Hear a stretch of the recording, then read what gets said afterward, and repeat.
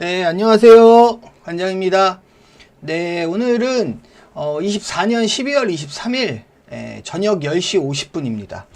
오늘은 어제 제가 일요일날 라이브 방송을 했었는데 영상으로 남기질 않아서 오늘은 이제 종목들 흐름을 같이 살펴보면서 드릴 말씀들에 대한 내용들을 좀 남겨보려고 합니다. 그래서 일단 기본적으로 라이프 시멘틱스 먼저 가보겠습니다. 네.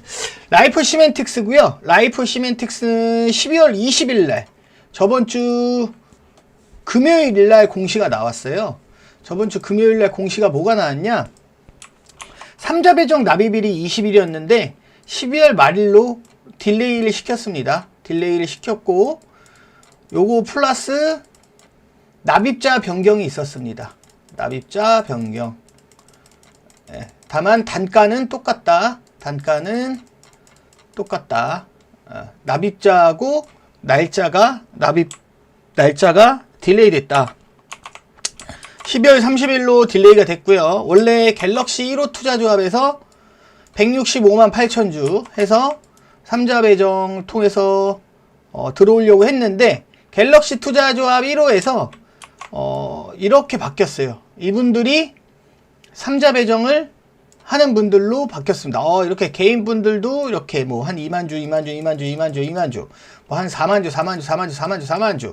갤럭시 제1호 투자조합이 조합으로는 뭐 그렇게 크게 넣지는 않습니다. 자, 제일 많이 넣는 납입자가 누구냐? 인텔렉추얼 디스커버리. 이거 우리 어디서 봤죠? 이거는 조금 이따가 자세히 설명해 드리도록 하겠습니다. 이분들이 이번 3자 배정에 제일 물량을 많이 넣는 분들이다 라고 보시면 돼요. 인텔렉추얼 디스커버리 거의 한 100만 주 가까이 넣게 되죠. 그럼 한 25억쯤 됩니다. 단가는 2,595원이에요 2,595원 2,595원이다 이렇게 보시면 되고, 자, 요게 딜레이 됐다는 공시입니다. 그리고 납입자가 바뀌었다는 얘기고요. 그리고 저번 라이프 영상에서 마지막 살펴봤던 게 제가 말씀드렸듯이 구주 FI들의 해산이 있었어요. 네, 조합원 분배. 그래서 현물 출자 이렇게 조합원들끼리 가져갔다. 이게 저번 공시였습니다. 자, 우리가 라이프 시멘틱스를 처음 노리고 주 타겟으로 잡았던 물량이 바로 이 물량이었죠. 3,520원의 구주 FI 물량. 구주 FI는 대주주 주식 송승재 대표이사죠. 송승재 대표이사 주식을 사준 거예요. 이 주식을 이분이 갖고 있던 주식을 3,520원에 구주 FI가 사줬다. 근데 구주 FI의 한 축인 럭키 W 신기술 투자조합 1호가 물량을 3,520원에 160만 주 정도 들고 있었는데 그거를 이제 조합원 분배를 했다. 그래서 매도 세팅이 된 걸로 보인다 라고 말씀을 드렸던 내용입니다. 자, 이 구주 FI의 럭키 W 신기술 투자조합 1호의 최다 출자자는 아까 말씀드렸듯이 인텔렉추얼 디스커버리 이분들은 12월 30일날 돈 넣기로 하신 분들 아니에요? 납입자 아니에요? 맞습니다. 납입자예요. 12월 30일날 약 한 25억 정도? 약 25억 정도 납입이 예정되어 있습니다. 납입이 예정되어 있다. 예정되어 있습니다. 그리고 이미 기존의 럭키 W라는 투자조합의 최다 출자자로 구주 FI로 참여를 해서 구주를 3,520원에 들고 있는 분들이에요. 주식을 갖고 있는 분들이죠. 네. 주식을 갖고 있는 분들이라고 보시면 돼요. 앞으로 그럼 이건 뭐지? 인텔렉추얼 디스커버리는 12월 30일 날 돈을 납입하기로 예정되어 있기도 하고 2,595원에 예정이 되어 있기도 하고요. 25억 정도 납입이. 이미 주식을 이분들은 구주 FI로 참여해서 3,520원에 보유 중입니다. 네, 보유 중. 지금 팔았는지는 몰라요. 어쨌든 얼마 전까지는 보유 중으로 추정이 됩니다. 추정이 되고 엑시트 세팅을 해놓은 상태입니다. 그럼 인텔렉추얼 디스커버리는 3,520원에 M&A에 참여를 했고 구주 FI로 참여를 했고 이번 새로운 투자 3자 배정 신주에도 참여를 하게 됩니다. 이렇게 25억 정도가 참여하게 됩니다. 그러면은 지금 내가 만약에 인텔렉추얼 디스커버리야. 그러면은 나는 3,520원에 주식을 일단 이 M&A 시작됐을 때 사줬단 말이야. FI로 참여를 해서 샀어. 주식을 샀어. 들고 있었어. 그러다가 조합원 해산이 됐죠. 럭키W 신기술조합이 12월 13일 날 해산이 되고 매도 세팅이 되어 있는 과정이다 라고 보통 그렇게 말씀을 하는데 엑시트 세팅을 해놓은 상태에서 12월 30일 날 다시 신규 투자를 집행할 예정이에요. 나는 이미 3,520원에 들고 있는데 앞으로 12월 30일 날 돈을 또 넣을 거야? 그러면은 두 가지로 볼 수 있겠죠. 인텔렉추얼 디스커버리가 돈을 더 어디서 갖고 오든지 자기들이 갖고 있는 돈을 가지고 신규로 25억을 투자하고 3,520원을 나중에 엑시트를 할 건지 아니면은 뭐 중간에 엑시트를 할 건지 뭐 추가, 그러니까 한마디로 말하면 이 자금이 추가가 될 건지 아니면 그러니까 이미 주식을 3,520원에 들고 있지만 추가로 25억 정도를 추가로 투자를 할 건데 그냥 양쪽 다 들고 투자를 추가로 갈 건지 아니면 3,520원짜리는 매도를 할 수 있는 지점에 와 있기 때문에 이거를 매도를 하고 매도 후에 신규로 그 자금을 통해서 다시 투자를 할 건지 선택을 할 수가 있겠죠.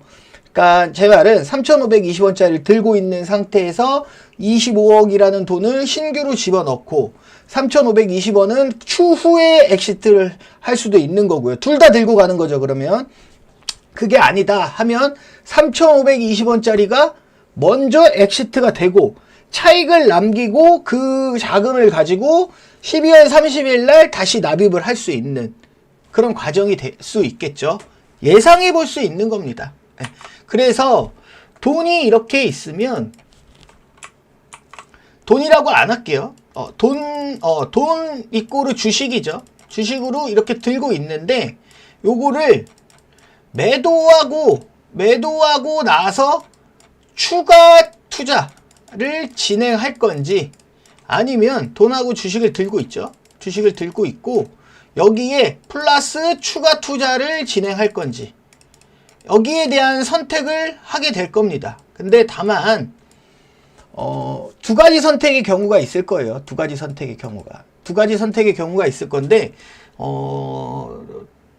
개인적으로 봤을 때 그러면은 이 인텔렉추얼 디스커버리라는 지금 라이프 시멘틱스에 투자하고 있는 회사, 투자를 하는 회사죠. 투자를 하는 회사가 어떤 특징을 가졌는지를 보게 되면 이거가 될지 뭐 각자 판단하시는데 어느 정도 도움이 될 수 있을 거라고 생각합니다. 자, 지금부터는 조금 복잡한데요. 잘 들으세요. 자, 라이프 시멘틱스라는 회사가 있습니다. 라이프 시멘틱스라는 회사가 있었고 이 회사를 M&A를 진행을 했어요. M&A를 진행했고 이 진행이 되고 있는 과정에서 인텔렉추얼 디스커버리는 구주 FI로 참여하게 됩니다. 구주 FI로 참여하게 돼요. 구주 FI의 역할은 전 대주주 송승재 대표이사의 주식을 매수해 주는 겁니다. 매수. P를 붙여서 매수를 해주고 나중에 주가가 오르면 차익을 남기고 가는 그런 보통의 FI 과정이 있는 겁니다. M&A가 진행이 되고 있었고요. 인텔렉추얼 디스커버리가 포함되어 있는 럭키W가 구주 FI로 들어와서 진행을 하게 됩니다. 인텔렉추얼 디스커버리의 최다 출자자, 인텔렉추얼 디스커버리라는 회사의 그 위에 지배하고 있는 회사는 엑스페릭스예요. 이게 여기서부터 좀 복잡합니다, 형님들. 엑스페릭스가 어떻게 보면 그럼 인텔렉추얼을 통해서 구주 FI로 자금 집행을 했다고 추정할 수 있겠죠. 네, 그렇게 진행을 하고 있었습니다. 그러면서 M&A가 진행이 됐어요. 진행이 되고 완료가 됐습니다. 완료가 되니까 여기서 스피어 코리아가 대주주가 됐죠. 송승재 대표이사님 대주주에서 이제 회사 경영권과 회사 대주주에 대한 지분만큼을 누가 갖고 왔어? 스피어 코리아가 갖고 왔어. 그럼 이제 라이프 시멘틱스라는 회사는 누구 회사가 된 거예요? 경영권이랑 다 장악을 한 게 스피어 코리아죠.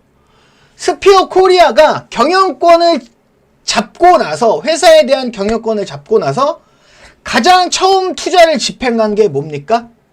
형님들? 투자조합 하나를 투자해요. 인수하죠, 지분을. 이게 33억입니다. 근데 이 투자조합은 어떤 걸 갖고 있냐면, 이 엑스페릭스 밑에 엑스플러스라는 회사가 있습니다. 엑스플러스라는 회사가 있는데, 엑스플러스가 투자조합, 이 투자조합의 지분을 갖고 있었어. 그래서 이 투자조합은 엑스페릭스의 지분을 보유하고 있었습니다. 근데 스피어 코리아라는 회사가 라이프 시멘틱스라는 회사를 M&A하고 경영권을 장악하고 회사를 인수한 이후에 처음 투자를 집행한 게 이 투자조합 지분을 사줘요. 엑스플러스한테 33억이라는 현금을 주고. 그러면 순서가 이렇게 되는 거죠.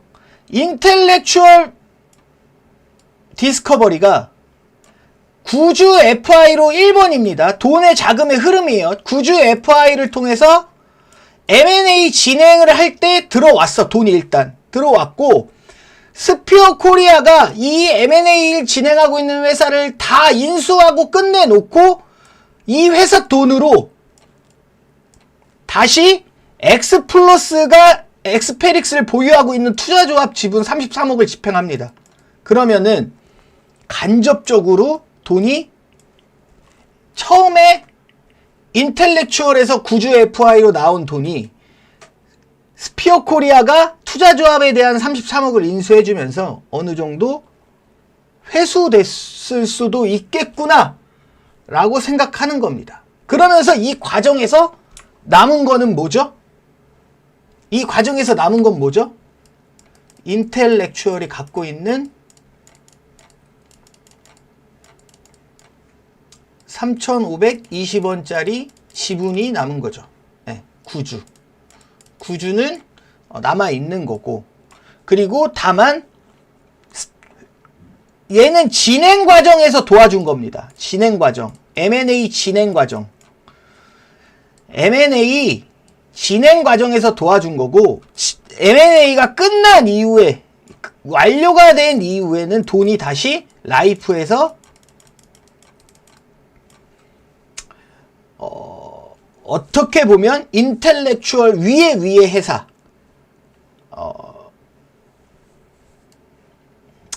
X 플러스로 다시 33억이 현찰이 여기서 오고, 여기서 다시 회사 인수 끝내고 다시 들어가는 그 과정에서 지분은 남아있는 요런 과정이 있다고 보시면 돼요.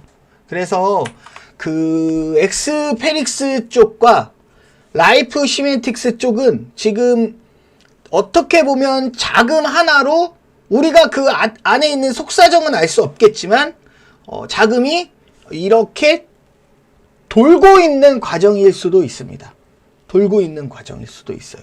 물론 그 돌고 있는 과정에서 중간중간 참여하는 다른 FI들도 있겠지만 큰 축은 그래 보인다. 그래 보인다 라고 말씀을 드리는 거고요. 어쨌든 지금 오늘 마지막 공시가 의미하는 거는 구주를 들고 있는, 구주를 3,520원에 들고 있는 인텔렉추얼이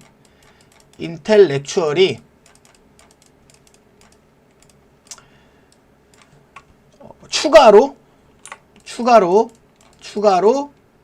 2,595원에 약 100만 주를 12월 30일 날 납입 예정이다. 같은 인텔렉추얼이 이렇게 이거는 이미 보유 중이고 그러면은 지금 갖고 있는 주식을 팔고 12월 30일 날 납입을 할까? 아니면 추가로 그냥 현금을 먼저 다른 데서 빌려서 넣을 수도 있겠죠. 그리고 3,520원짜리를 주가를 더 뛰어 올려서 팔 수도 있고, 아니면 지금 구간에서 거래를 터트리면서 팔고 그 돈으로 넣을 수도 있고요. 두 가지의 방향을 볼 수가 있습니다. 그래서 보게 되면 지금 차트가 이렇게 진행이 되고 있고 살짝 조정을 받고 있죠. 여기 상한가 가고 그 다음에 조정을 받고 있는데, 형님들이 리스크 관리 차원에서는 알고 있으면 굉장히 중요한 거예요. 그러니까 첫 번째, 구주를 팔고 신주에 투자를 할 거냐, 신주 투자가 진행이 될 거냐, 아니면 두 번째, 구주를 들고 있고 구주를 홀딩해 놓고 있고 플러스 신주 투자를 할 거냐. 그럼 얘네 만약에 돈 없는데 신주 투자 어떻게 못하는 거 아니에요? 차입해서 하면 되지. 차입해서 하면 되죠. 다른 데서 돈 빌려다가 삼자 배정 때려 넣어. 12월 30일 날 때려 넣고, 내가 지금 구주 갖고 있는 거 있으니까 이거 담보로 주는 거야. 차입을 할 때. 차입해서 넣을 수도 있는 거잖아요. 인텔렉추얼 입장에서는 양쪽 두 개 다 선택지가 가능한 겁니다. 내가 지금 갖고 있는 건 어차피 구주를 갖고 있는 건 맞다는 얘기야. 이걸 갖고 있어. 근데 이거를 장내에서 때려서 팔고 나서 신주를 이번에 넣을 건지, 아니면 내가 만약에 돈이 없다는 전제하에, 돈이 더 없다는 전제하에, 돈이 있으면 그냥 신규 투자하면 되죠. 그냥 깔끔하게 자기 돈 갖다가 추가적으로 더 넣으면 됩니다. 다만 돈이 없다는 가정하에, 지금 FI들이나 이런 흐름들 보면 돈이 없다는 가정하에 만약에 신규 투자를 할 건데, 이거는 어떻게 진행이 될 수 있냐, 추가적으로 우리가 알 수는 없지만 차입을 진행할 수도 있어요. 인텔렉추얼이 다른데 뭐 대부업체나 아니면 뭐 다른 은행권이라든지 아니면 뭐 다른 주변 사람들이라든지 아니면 뭐 어떻게든 차입을 진행을 해서 신주 투자를 2,595원에 넣고, 구주는 더 지금 자리 말고 더 위에 가서 팔 수도 있긴 합니다. 더 위에 가서 매도도 가능해요. 매도도 가능합니다. 매도도 가능하고, 그러니까 양쪽으로 다 생각해 볼 수 있지만, 제가 말씀드리는 거는 이렇게 진행이 될 수도 있다라는 가정은 있는 거니까, 리스크 관리 차원에서 알고 있으면 조금 낫지 않을까라고 생각을 합니다. 저는 이 재료 이런 거 말씀을 드리는 게 아니에요. 그래서 만약에 돈이 있으면, 3번, 돈이 있으면 그냥 추가 투자하면 돼요. 그냥 추가 투자하면 됩니다. 예, 이거 신주 추가 투자하면 돼요. 근데 만약에 돈이 없다는 가정하에 구주를 홀딩 시켜놓고 구주를 담보로 주고 돈을 차입해서 신주 투자를 하고, 이 담보 잡은 구주는 주가를 더 위로 올려서 매도하고 차익을 남길 수도 있는 거고, 아니면 지금 자리에서 거래를 터트리면서 구주를 팔고 신주를 투자금으로 넣을 수도 있는 거지. 이렇게 생각해 볼 수도 있습니다. 아니면 돈이 있으면 그냥 추가 투자금 박던지, 이렇게 생각해 볼 수 있어요. 다만 이 1번에 대한 가정을 알고 있어야 되기 때문에, 리스크 관리 차원에서 우리는 이런 주식을 돈의 흐름을 보고 투자하는 사람들이기 때문에 알고는 있어야죠. 여러 가지 가설을 세워놔야죠. 그래서 리스크 관리 차원에서 구주를 팔 수 있는 타이밍이 나올 수도 있습니다. 구주를 팔 수 있는 타이밍이 나올 수도 있다고 개인적으로는 생각하고요. 이게 만약에 아니다 그러면은 아까 말했듯이 2번 뭐 돈이 있으면 돈이 있으면 그냥 넣으면 돼. 돈이 있으면 그냥 신주 투자하면 돼. 기존에 갖고 있는 거 갖고 있고 신주 투자하면 돼. 세 번째, 돈이 없는데 어떻게? 그럼 구주 주식 갖고 있잖아. 주식 갖고 있으니까 이걸 담보로 주든 뭘 하든 차입을 해서 신주를 투자하고 이거 구주 갖고 있는 거는 주가 나중에 더 올려갖고 엑시트 할 수도 있어요. 네. 여러 가지 가능성은 존재합니다. 다만 우리가 급락을 혹시 맞을 수도 있으니 혹시 그러면은 이런 과정이 있을 수도 있겠구나라고 알고 가는 것과 모르고 가는 것은 다르기 때문에 참고하실 만한 부분이기 때문에 리스크 관리 차원에서 말씀을 드린 거고요.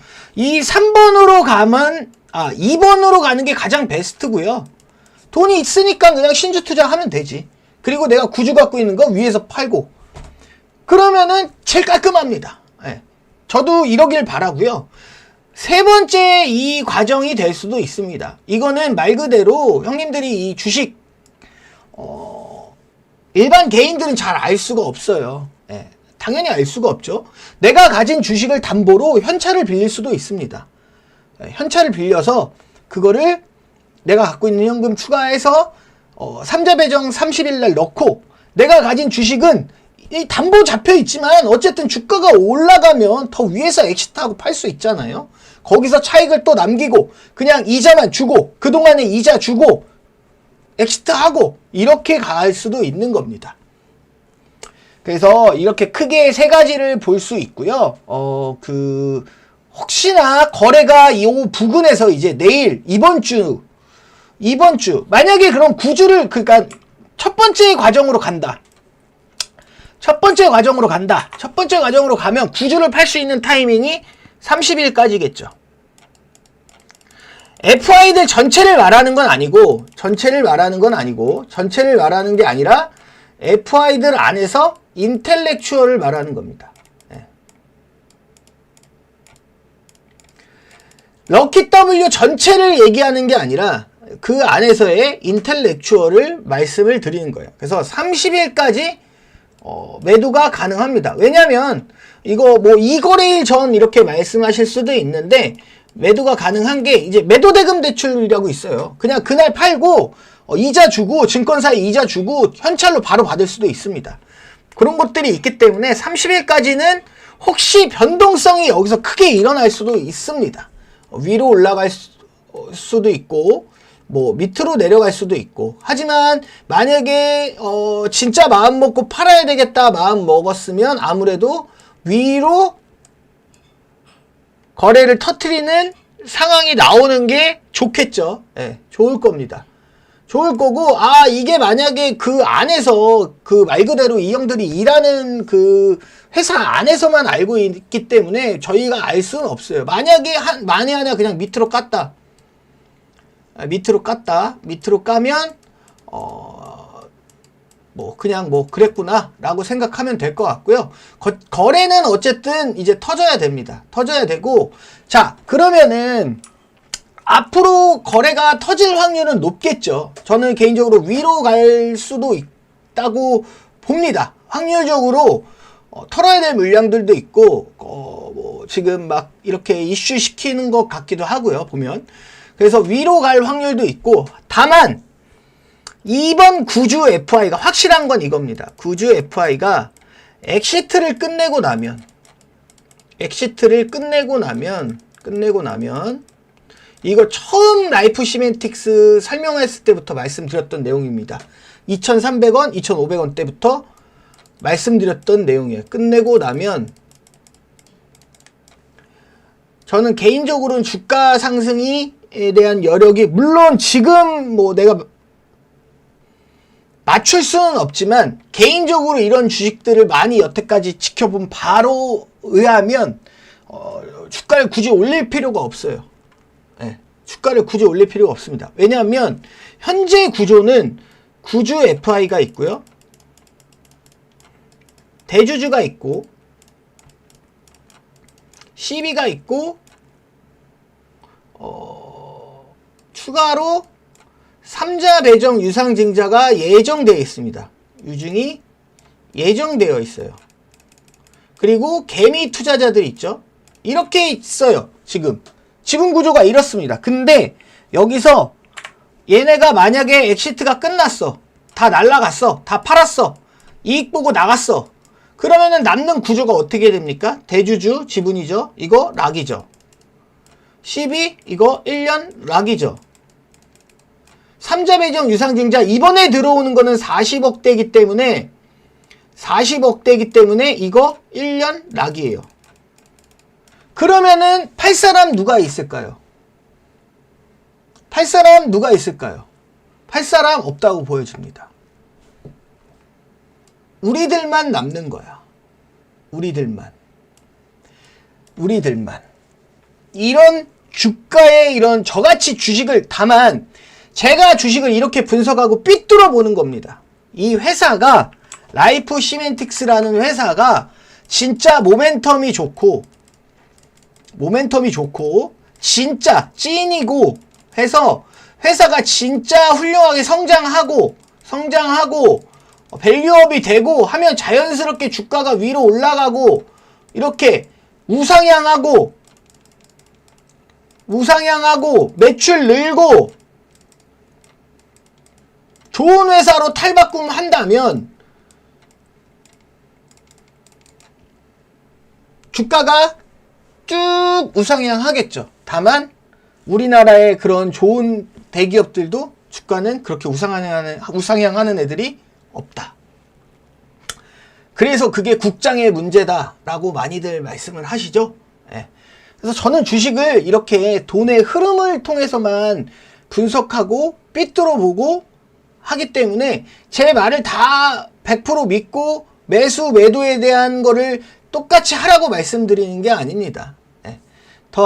아니고요. 아무튼 그런 흐름에 돈에 대한 흐름이 있다라는 정도 리스크 관리 차원에서 이렇게 생각하는 사람들 있겠구나 라는 정도로 생각해 주시면 될 것 같습니다. 네, 그래서 라이프 시멘틱스는요 사실 저희가 2,300원 2,500원 이렇게 잡아서 이때부터 제가 조금 약간 매도 의견을 드렸죠. 상한가 요 이후로 매도 의견을 살짝 드렸습니다. 개인적으로는 이제 여기까지 먹었으면 그래도 우리 1루타 친 거예요. 네. 수익률 100% 넘었다고. 네. 수익률 100% 넘었다고. 100% 넘었기 때문에 굳이 뭐 개인적으로는 미련 가질 필요 없다고 생각하고요. 물론 여기서 더 갈 수도 있어요. 아까 말씀드렸듯이 주가가 지금이 바닥일 수도 있어. 바닥일 수도 있어. 쭉 날아갈 수도 있어요. 쭉 날아간다고 해도 우리는 이 종목으로 일단 100% 수익률을 내고 나온 사람들입니다. 네.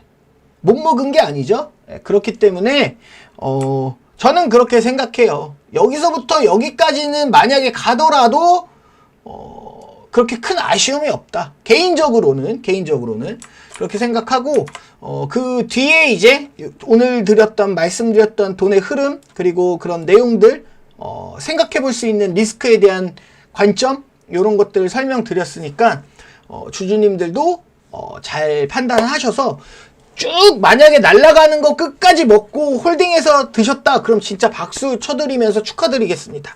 그리고 여기 주주님들은 항상 제가 처음부터 같이 했기 때문에 막 이 회사 안 되라 얘기하는 거 아닙니다. 항상 좋게 얘기하고 있고 다만 자금 흐름적인 거에 대해서 제가 그때 말씀드렸듯이 이제 우리가 공시 부분에서 알 수 있는 부분은 없기 때문에 불확실성이 이제 기술적인 영역으로 넘어갔다. 분석에 대한 영역이 기술적인 영역으로 넘어갔고 그거는 이제 각자 잘 판단하셔서 수익 내시길 바란다고 말씀을 드렸습니다. 네, 라이프 시멘틱스는 생각해 볼 수 있는 방법들에 대해서 여러 가지 말씀을 드렸고 뭐 도움이 되시길 바랍니다. 항상 뭐 수익에 대한 도움이 되시길 바라고요. 안 되라고 말씀드리는 거 아니니까 네, 잘 판단하시길 바라고요. 예, 수익 내셨으면 좋겠습니다. 맞아. 재료에 대한 얘기를 하나 하려고 합니다. 깜빡하고 그냥 넘어갈 뻔했는데 라이프 시멘틱스가 지금 뭐 스페이스 X 뭐 이런 재료를 가지고 있죠. 예, 근데 스페이스 X 재료를 갖고 있는 애가 아주 IB라고 있어요. 아주 IB. 아주 IB라고 있는데 아주 IB는 얘네 지분을 직접적으로 갖고 있습니다. 스페이스 X 지분을 직접 투자한 회사예요. 지분 투자를 한 회사가 있습니다.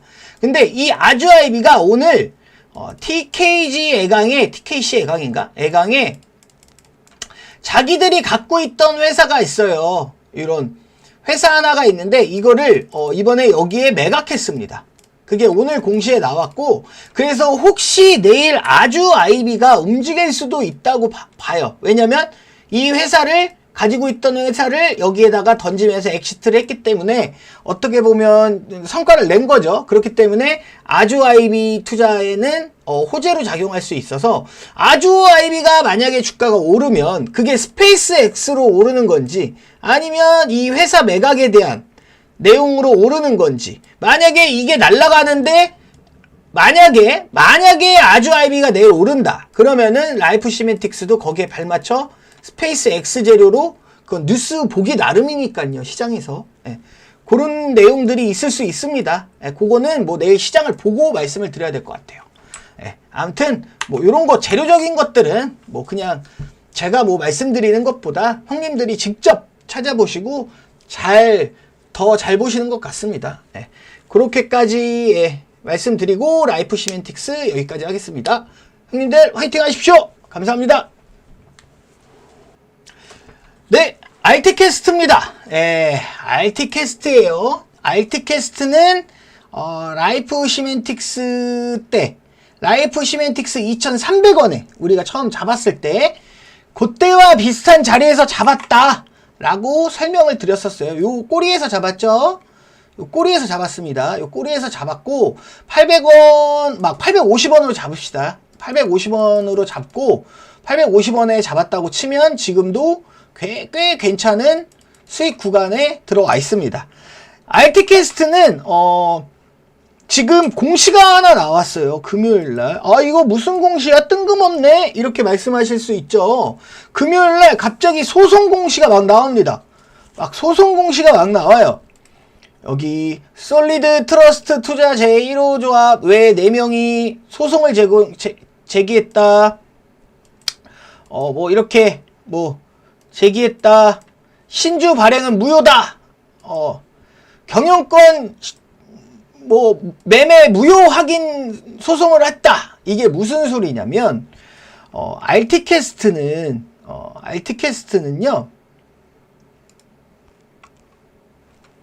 RT캐스트는 원래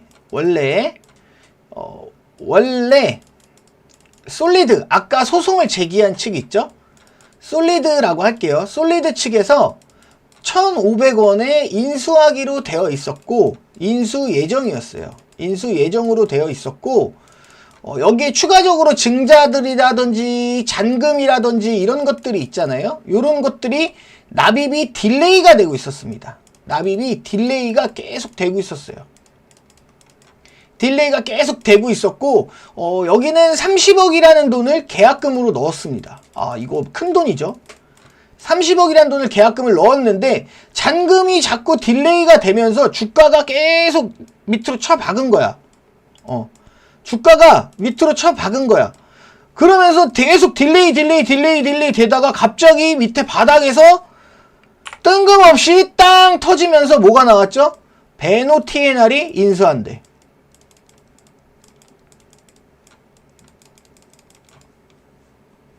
그것도 600원대, 650원이야. 그러면은 얘네들 입장에선 환장하겠는 거죠. 솔직히 말씀드리면. 자기들이 인수하려고 침발라 놓은 회사고 자기들 30억 계약금 넣고 했는데 우리가 지금 자금을 조금 맞추고 있는 과정에서 뭔가 문제가 조금 있었을 수도 있겠죠. 아마 그런 문제가 가장 컸을 겁니다.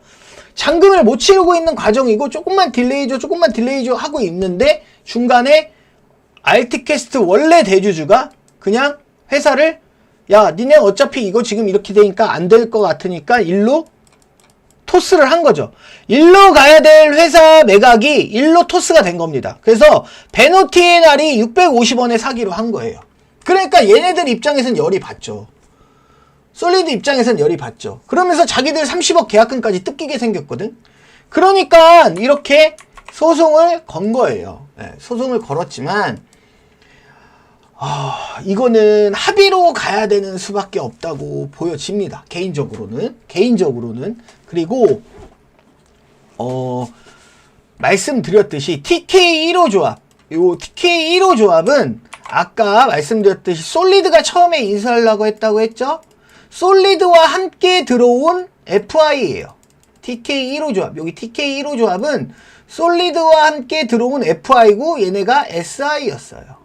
근데 얘네들은 이미 주식을 이렇게 들고 있었죠. 12 플러스 주식을 양수 매매 계약을 체결했으니까 그 중에 12를 이미 베노 쪽이겠죠. 베노 쪽으로 추정이 됩니다. 베노 쪽으로 추정이 되는 FI들한테 12를 매각했습니다. 1369원에. 그러면은 이 솔리드 입장에서는 뭐야 우리 같이 들어왔던 FI가 갖고 있던 12까지 이쪽으로 넘겼네. 그러면 이거는 어떻게 보면 하나의 연막일 수도 있고 솔리드 입장에서는 어쩔 수 없는 선택인 걸 수도 있어요. 내가 30억 떼이게 생겼으니까 계약금 돌려주지 않아도 되죠. 네. 그런 문제들이 있기 때문에 소송을 건 거라고 볼 수 있고요. 솔리드가 지금은 어떻게 할 수 있는 방법이 개인적으로는 없다고 보여집니다. 그래서 기존 대주주 휴맥스였나요? RT캐스트의 원래 대주주 휴맥스하고 합의를 좀 봐야 된다고 생각을 해요. 합의를 봐야 된다고 생각하고 그런 과정에 소송을 딱 제기하니까 오늘 공시가 딱 나왔죠. 23일날. 뭐야? 베노 입장에서는 야 니들 뭐야? 우리 하기로 했는데 12 납입하는 거 27일이었는데 그냥 야 땡겨 24일. 이분들은 돈 없는 분들 아니죠. 돈 많이 있는 분들입니다. 베노는 24일로 땡겨. 그래서 조기 납입한다고 그냥 오늘 공시를 내버린 거예요. 내일 납입할게 그냥. 그렇게 공시를 내버린 거예요. 그럼 이 12가 납입이 되고 나면 아무래도 더욱 불리해지고 할 겁니다. 이 최대주주 솔리드 쪽에서는 불리해질 수밖에 없는 불리한 상황이다. 불리한 상황이고 이게 만약에 이런 일들이 되게 빈번해요. M&A를 진행하고 있는 회사들 여러 개를 보다 보면 너무 빈번한 일입니다. 계약금 뜯기는 경우도 많고요. 실사를 하려면 회사 M&A 들어가서 실사하려면 계약금 주고 실사하고 계약서 쓰고 에스크로 걸고 그 다음에 그 돈 가지고 이제 그 공시 내고 오케이 하면 이제 공시 내고 에스크로 걸고 들어가는 겁니다. 그게 계약금이 30억이었다는 거예요. 근데 이거를 아마 못 돌려받을 상황인 것 같으니까 아니면 주식으로 넘겨받든가 뭐 해야 되는데 그런 상황이 아닐 수도 있으니까 그 안에 상황은 저희가 자세히 알 수가 없겠죠. 이 30억 때문에 그럴 겁니다. 그래서 솔리드는 개인적으로는 지금 이번에 베노랑 합의를 보던지 물론 휴맥스랑 합의를 봐야 되겠죠. 그 전 대주주랑. 그래서 합의가 필요한 시점이라고 보여집니다. 그래서 잘 합의를 해서 가지고 있던 30억 주식으로 혹시 받았으면 잘 엑시트 하시고요. 만약에 돈으로 에스크로 걸고 그 돈 그냥 현금으로 뜯기게 생겼으면 싸울 때까지 싸워 봐야 되겠죠. 솔리드 입장에서는. 그런 상황으로 개인적으로는 판단이 되고 보여집니다. 그리고 그래서 주가는 큰 의미가 없어요. 이게 만약에 주가의 악재로 작용이 되고 그런 게 없습니다. 그러니까 그냥 베노 입장에선 야, 일 더 커지기 전에 그냥 돈부터 빨리 때려 넣자. 응? 돈부터 빨리 때려 넣자 해갖고 이거 27일날 넣을 거 24일날 넣는 거예요. 24일날 넣는 겁니다. 150억 넣고요. 이게 문제가 이게 이 사채에 대한 뉴스가 하나 나왔는데 야 이거 시비권자들 너무 큰 이득을 보는 시비 발행 아니야? 이거 회사에 너무 잘못될 수도 있는 나중에 잘못될 수도 있는 시비 발행 아니야? 라고 하는 게 이게 형님들 만기일이 이 12가 굉장히 좀 특이하게 발행을 했어요. 이거 좀 풋옵션도 넣긴 넣었지만 12 발행을 만기를 보시면 형님들 2054년 2월 24일까지입니다. 지금 24년도에 넣잖아. 그러면 이거 30년짜리 채권이야. 만기가 30년짜리 10이라고. 만기 30년짜리 12. 거의 연구체라고 얘기하죠. 거의 연구체라고 얘기하는데 만기가 30년짜리인데 이거를 누가 안 넣어? 대주주가 넣죠. 지금. 대주주 쪽이라고 표현을 할게요. 대주주 쪽에서 넣었는데 이게 뭐가 의미냐면 발행 후 매년 5년이 경과할 때마다 연복리 2%를 가진대.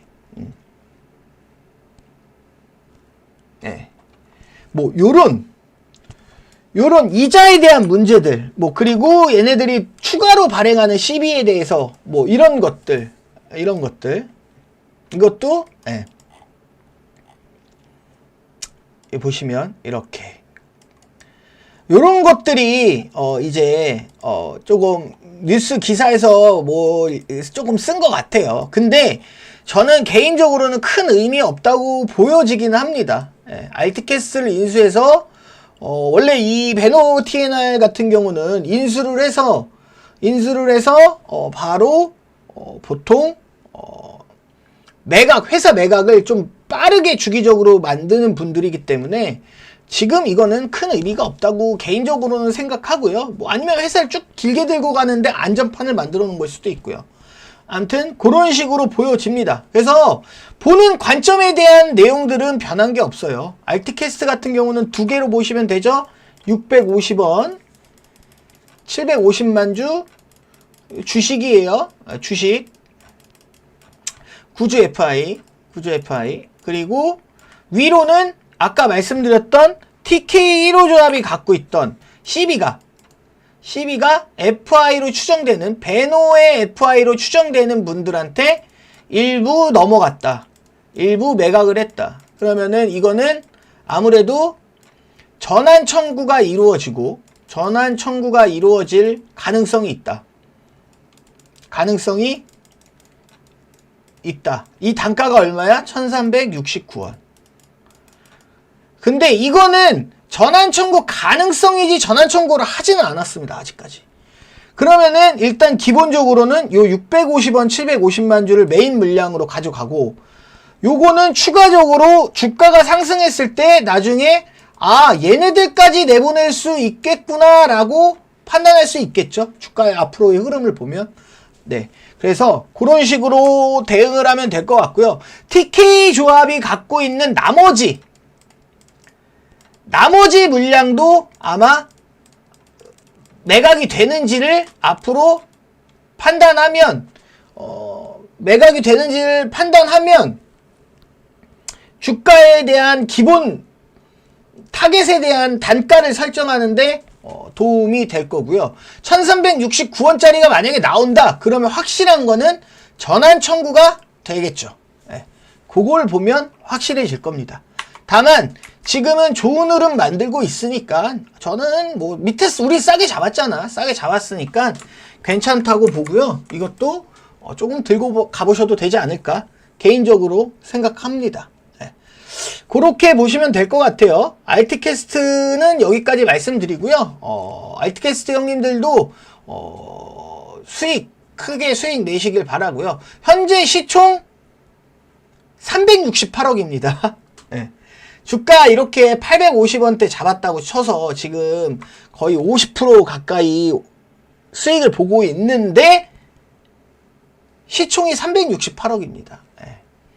그거 알고 가시면 될 것 같고요. 만약에 시총이 낮기 때문에 제가 개인적으로 봤을 때는 그 12 물량들도 매각해서 차익을 남길 수 있는 구조가 나올 수 있다고 개인적으로는 예상하고 있습니다. 네. 예상하고만 있다. 이렇게 말씀을 드리고 알트캐스트 주주님들 꼭 큰 수익 보시길 바라고요. 여기까지 말씀드리겠습니다. 감사합니다. 성암 머티리얼즈입니다. 성암 머티리얼즈고요. 성암 머티리얼즈는 기본적으로 오늘 자리를 그래도 완전히 죽이지는 않았어요. 오늘 시장이 좋았기도 했고, 저는 오늘 시장을 약간의 어떻게 보면 기술적 반등이라고 보고는 있습니다. 개인적으로는. 근데 환율이 떨어지고 있지 않기 때문에. 근데 다만 그 좋은 시장 안에서 그래도 자리를 어느 정도 지키고 있다. 차트적으로. 이거는 뭘 의미하냐면 성한 머티리얼즈가 이번 달 말일에 예상돼 있죠. 예정되어 있죠. 성한 머티리얼즈가 예정이 되어 있습니다. 어떤 게 예정이 되어 있나요? 유상증자 100억이 예정돼 있어요. 예. 성한은 500원에 25억 플러스 25억 플러스 50억. 이거는 전에 불러놨던 겁니다. 전에 김인겸 대표이사가 와갖고 자기가 유증하겠다고 불러놨던 거예요. 그렇기 때문에 이거를 대신 납입을 한다. 누가? 우성금속이.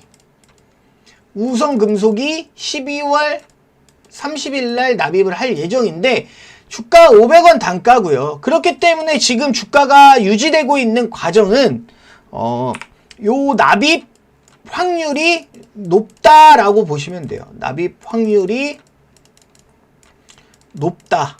매우 높다라고 개인적으로는 판단이 됩니다. 개인적으로는 판단이 되고 얘네들이 만약에 이거 넣어. 그러면은 총 2천만 주가 들어오게 됩니다. 2천만 주가 신주로 들어오게 돼요. 신주로 발행이 돼요. 그쵸? 100억이니까 500원짜리 100억이니까 2천만 주죠. 네, 2천만 주가 감자를 맞습니다. 감자를 맞아서 이게 4분의 1로 토막이 납니다. 자, 그러면은 이 이후에 액면 분할을 한 번 더 하게 됩니다. 그래서 곱하기 5가 돼요. 그래서 2,500만 주로 감자와 액분을 통해서 3자 배정 증자를 먼저 하고 감자를 하고 분할을 하고 2,500만 주로 재상장이 되게 된다라고 보시면 돼요. 그럼 우리들이 갖고 있는 주식도 마찬가지입니다. 우리가 지금 갖고 있는 보통주도 이 3자 배정 증자를 만약에 12월 말에 하는 우성금속이랑 100억이랑 우리 주식은 똑같이 감자와 분할을 통해서 똑같은 구조로 들어가게 됩니다. 그래서 왜 감자를 하고 증자를 할 때 이렇게 들어와야지 이런 식으로 일을 증자를 하고 감자로 만드는 거야 라고 하는데 그게 먼저 불러놓는 그 유증도 있었고요. 그걸 그래서 좀 납입을 해야 되고 그리고 또 뭐라고 해야 되지?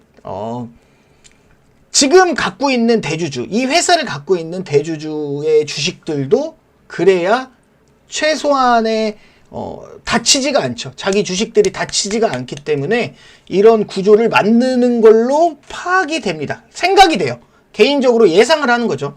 그렇게 예상이 되고 어쨌든 주가를 잡아주고 있기 때문에 주가를 물론 봐야죠. 계속 봐야 되겠지만 잡아주고 있기 때문에 납입할 수 있는 환경은 조성이 됐다라고 보여지고요.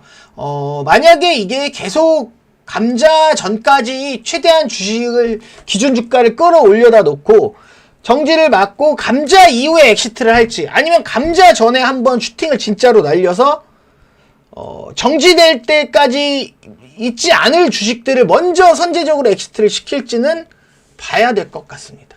그래서 주가의 흐름을 쭉 살펴보고 납입 이후의 흐름도 살펴봐야 될 것 같고요. 지금은 개인적으로는 아직은 팔 때가 아닌 것 같습니다. 네, 아직은 팔 때가 아닌 것 같고 조금 괜찮지 않을까 홀딩 해봐도 생각이 듭니다. 앞으로 뭐 흐름은 봐야 되겠지만 괜찮을 걸로 보여져요. 개인적으로는 또 말씀드리지만 그 안에서 할 수 있는 최선의 구조를 짠 걸로 개인적으로는 판단이 됩니다. 그래서 앞으로 좋은 흐름 나올 수 있게 같이 형님들하고 살펴보면서 쭉 지켜보도록 하겠습니다. 성한 머티리얼즈 주주님들 힘내시고요. 그리고 화이팅 하시고요. 예. 응원합니다. 예, 화이팅! 감사합니다. 자, 다음 종목은 이거는 제가 제대로 이제 오늘 시간이 없어서 이렇게 막 아까 개인적으로 체육관에서 무슨 일이 있어서 시간이 없어서 오늘은 분석을 따로 할 수 없었는데 그냥 이 종목은 간략하게 그냥 지금 제가 조금 아까 잠깐 본 건데 많이 다를 수도 있습니다. 그래서 이거를 100% 이거다라고 생각하시면 안 되고 간략하게 설명을 드리려고 합니다.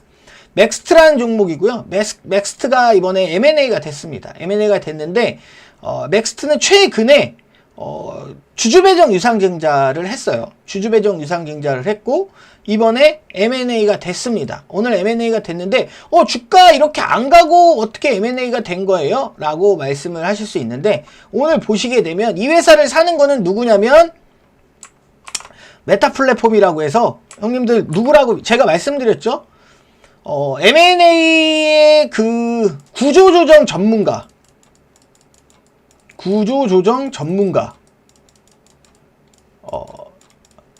이 구조조정 전문가라는 타이틀을 갖고 있는 사람들이 이제 크게 제가 두 분을 말씀드렸죠. 그 딥마인드 예전 경남제약 갖고 계시던 그 김 회장님하고 남 회장님, 여기는 이제 휴마시스 대주주죠. 예.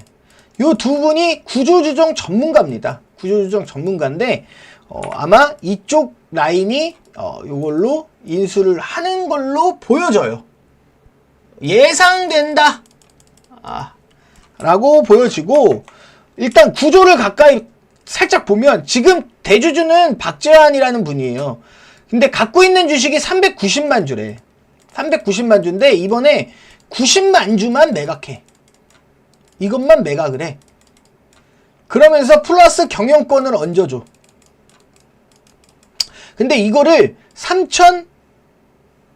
3,333원에 매각을 해. 90만 주만. 90만 주만. 그리고 나머지는 그러면은 300만 주는 들고 있겠죠. 누가? 이 박재환 대표이사님이 들고 있는 겁니다. 90만 주만 넘어가면서 대주주 바꿔주고 경영권 교체해주는 겁니다. 근데 문제는 제가 말씀드렸죠. 예. 구조조정 전문가 분이 이 회사를 인수하고 계약금 21억 넣었고요. 잔금이 9억이에요. 잔금이 언제야? 최초로 개시되는 임시주주총회 1일에. 그럼 임시주주총회 1이 언제야? 오늘 소집을 했죠? 2월 12일. 이분들은 잔금 납입 미루고 그러진 않을 겁니다. 2월 12일이야. 그러면은 봐봐. 여기 요게 좀 중요합니다. 보시면 최초로 되는 그러니까 30억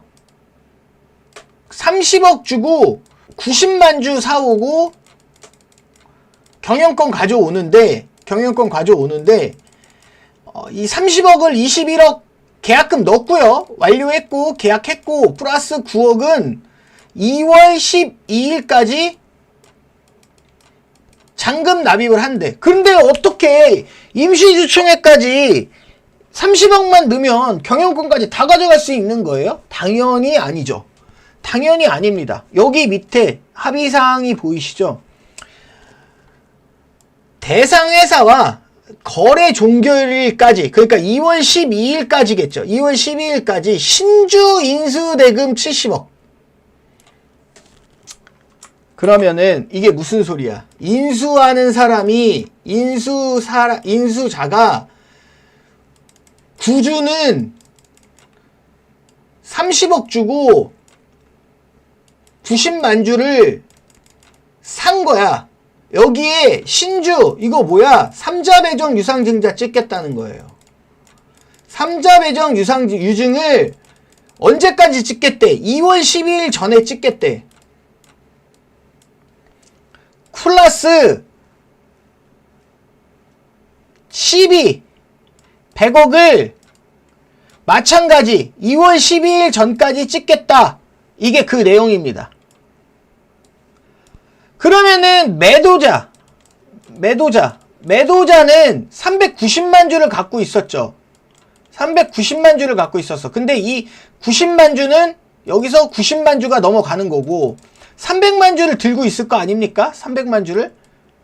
저는 왜 이런 구조를 만들었을까 생각을 가만히 해보면요. 여러 가지로 생각해 볼 수가 있겠죠. 예. 여러 가지로 생각해 볼 수가 있는데 항상 말씀드렸지만 신주는 어떻게 들어온다? 신주는 어떻게 들어온다? 싸게 들어온다. 싸게 들어오거나 많은 지분을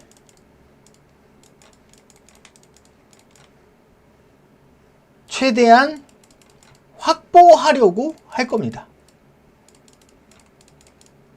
신주로 확보하려고 할 거예요. 그러면은 만약에 지금 제가 맥스트에 대한 뭐 재무제표라든지 이런 걸 많이 안 봤는데 주주배정 유상증자도 끝내놨고 그러면은 만약에 여기서 2월 12일 전에 주가를 한번 출렁이게 할 수 있는 밑으로 출렁이게 할 수 있는 뭔가가 나올 수도 있습니다. 뭔가가 나올 수도 있다고 봐요. 개인적으로는. 그래서 맥스트는 M&A 종목이긴 한데 현재 나와 있는 공시로 그러니까 제가 이거를 처음부터 끝까지 다 훑어본 게 아니라 지금 오늘 짧은 시간을 본 거기 때문에 이렇게 말씀을 드리는 거고요. 다음 시간에는 제가 제대로 훑어보고 말씀드릴 수 있는 시간을 갖도록 하겠습니다. 다만 짧은 시간에 훑어본 걸로는 요 신주 납입 70억이 납입되거나 100억이 납입되기 전에 주가를 한번 밑으로 출렁이게 할 수 있는 뭔가가 나올 수도 있다고 봅니다. 예. 그래야 신주를 더 싸게 지분을 더 많이 넣을 수 있을 테니까. 아니면 오늘 그냥 넣기로 했겠죠. 아니면 싸게 확보를 안 하고 이렇게 출렁이게 안 하고 이번에 말씀드렸죠. 예. 이번에 이게 이번 전환사채 개정안 말씀드렸죠. 전환사채 개정안 이후에 발생하는 이런 M&A 딜이기 때문에 보게 되면 이 전환사채 개정안은 납입일 기준으로 기준 주가를 잡게 돼 있어요. 그래서 주가를 아마 밑으로 눌러놓고 그냥 횡보시키다가 납입하는 날부터 주가를 들어 올릴 수도 있습니다. 예. 납입일부터. 왜? 300만 주 남은 게 있기 때문에. 근데 그 전에 그 300만 주 말고 90만 주는 이미 3,000원에 팔았기 때문에 300만 주를 그냥 말 그대로 주식수가 확 줄게 하는 뭔가 나올 수도 있는 거고요.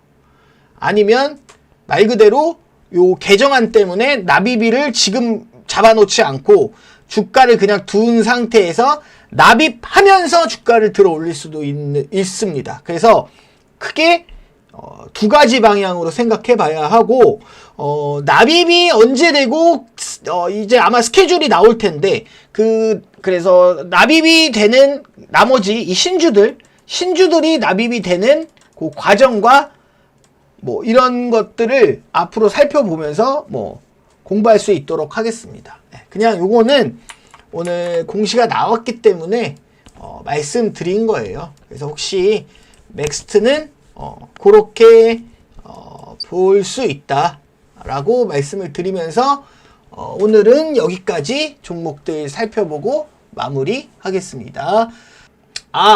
크리스마스 이브입니다. 내일 크리스마스 이브인데요. 크리스마스 날은 개인적으로는 저 결혼기념일이에요. 제 개인적으로는 결혼기념일이기 때문에 아마 내일은 방송이 힘들 것 같습니다. 그래서 메리 크리스마스 보내시라고 말씀을 드리고요.